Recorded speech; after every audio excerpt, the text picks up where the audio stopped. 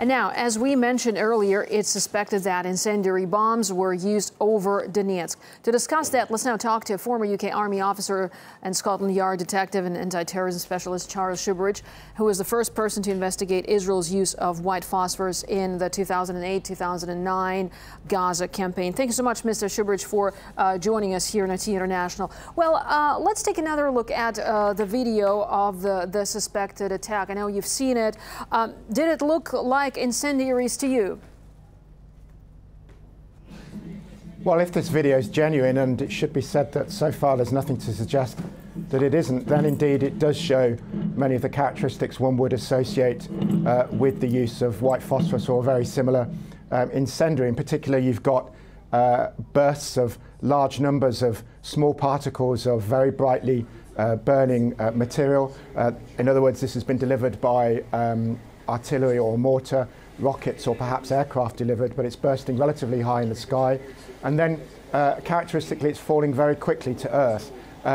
This is a feature of white phosphorus and similar materials because a normal illuminant, such as flares, and we saw a lot of those, for example, being used in the Gaza attacks recently, and indeed we've seen them being used in East Ukraine quite regularly.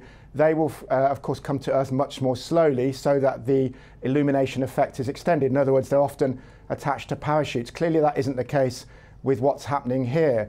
There could be other explanations. I mean, it could be that white phosphorus is being used indeed, or something similar, as an illuminant round. But nonetheless, if it's used in built-up areas, it is almost certainly going to have an effect on the ground. That incendiary effect is particularly severe against buildings and particularly against people, if indeed that's what's happening and being used, because white phosphorus is a potent incendiary. It burns through to the bone and can't be put out with water. I would add that another feature of white phosphorus normally associated with it is large volumes of smoke. They can't be seen clearly in this video, but that could be, of course, because it's darkness and because it's nighttime. Well, you've just explained to us, you know, what the potential effects could be and how, in fact, dangerous this substance is. But you know, 2 months ago, the town of Slavyansk came under what could be the white phosphorus bombing and attack. But what should be the reaction of the international community to this if, you know, we know that white phosphorus is banned, and, you know, what sort of reaction should be to this?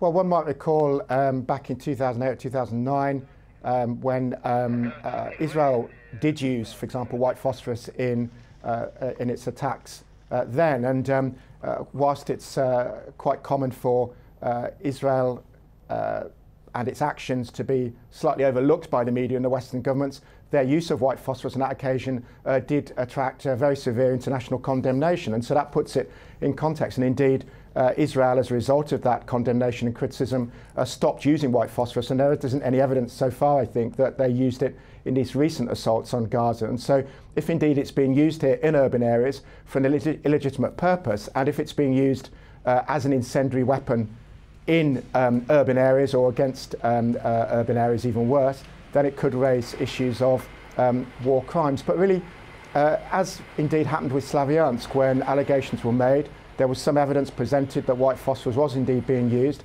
Ukraine denied it, but at the end of the day, the onus, I think, must be on Ukraine to assure or reassure the community, and even reassure the people in East Ukraine and Donetsk, in this case Slavyansk before, as to what the kind of munition is that they're using. They could, of course, clear this up very quickly simply by revealing and having it verified by people who know what they're talking about on the ground and elsewhere as to what the weapon is, and they could satisfy this inquiry, I think, very easily. Failing that, of course, some kind of independent investigation would be needed.